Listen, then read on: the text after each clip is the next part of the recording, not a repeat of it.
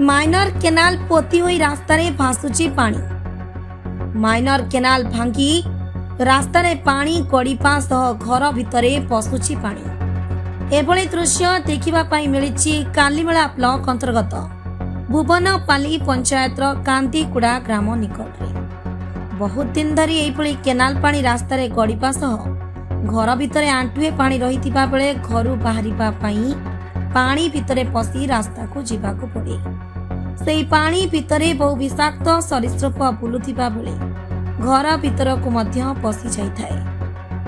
Pottru canal division MB 79 कार्यालय मात्र 5 kilometre दूर रे एभली पानी बोही जाउथिबा बेले किभली कहा नजर एठारे पड़ी पारुनी ताकू नेई एबे बड़ प्रश्नवाची सृष्टि करुछि।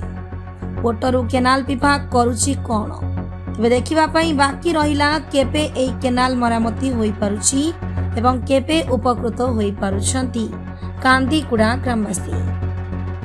रामा गांव कांदीकुड़ा से पानी तो केनाल आइकिना सब दिन पोरछ मोर गोरे बा के बिजी बिजी रोपसन 3 वर्ष 4 वर्ष सेंते एला काना सर कोस भी देबो हेले कोन माने सरकार को कोन कहबो सरकार को सेटा क्लियर करबो भाई कोई बार ना कांदीकुड़ा गंगा चोरी बहुत दिन ହେଲା ତ जे पानी जो माटी जेटा बोरतेला तो ये 2-3 वर्ष ହେଲା हाय पस जाछ सब जे गोरे सब जे पाखरे जमी बच भी खराब हो गेला सब पानी बेसी पानी जो भांगी गला जे गांगा घर घर पसला पानी सब जमी बा नष्ट होला सब बहुत 3-4 वर्ष ହେଲା केनाल ठीक करबा के।